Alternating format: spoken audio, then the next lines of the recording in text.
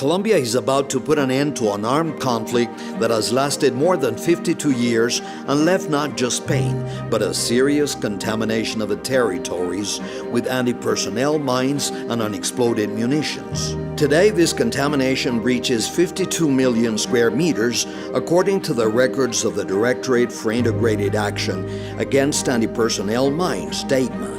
The Office of the High Counselor for the Post-Conflict Period, Human Rights and Security, which showed 25,000 events occurred in the last 26 years, counting accidents that affect people's lives and other incidents. The intensity of the armed conflict has caused 673 municipalities, 60% of the national total, to be likely plagued with anti-personnel mines, which have resulted in 11,460 victims. Antioquia, Meta, Caquetá, Nariño, and Norte de Santander are the departments with the highest number of victims and the greatest contamination. Out of the total, 61% belong to the armed forces and 39% to the civilian population, of which 10% are children and 5% women.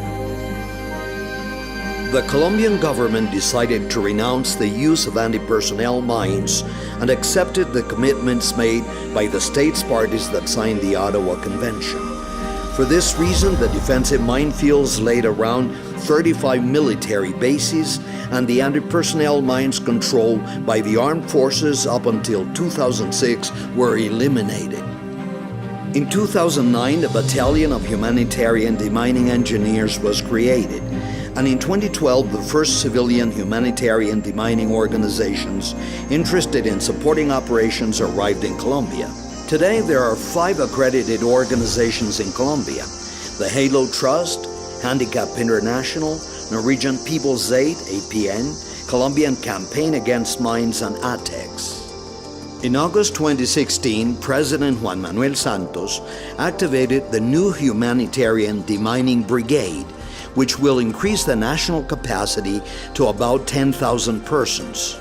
Additionally, the Marine Corps Group will assign a battalion to take part in the humanitarian demining.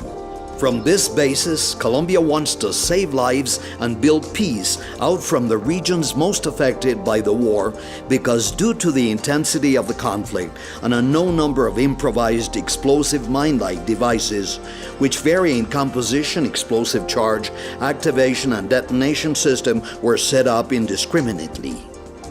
Moreover, these devices do not follow specific patterns or a geographic coordinate system, which makes mine clearance in Colombia even more expensive and more dangerous. For this reason, the government intervened in the territories. Strategic Plan 2016-2021 defined the intervention route for humanitarian demining according to the contamination degree.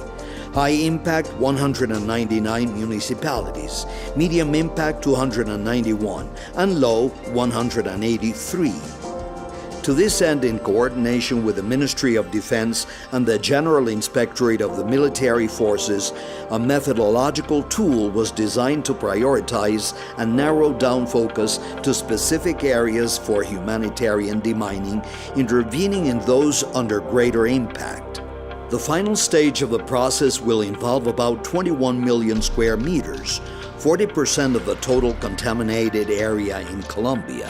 Today, 8 municipalities in Colombia are practically free of anti-personnel mines and unexploded ordnance, and 312 others are being similarly remedied. Additionally, the Landmine Directorate coordinates the state's action to make communities aware of the risks of anti-personnel mines and train them to act safely and to assist possible victims of mines and unexploded ordnance. Una alegría muy fuerte porque pues ya no hay minas. Me pone feliz de ir antes donde no podía ir con mi familia. The main goal of our work is to see that millions of Colombians can wake up in the morning, walk to work, study, play, and fulfill their dreams without any kind of fear. We strive for a mine-free Colombia in 2021.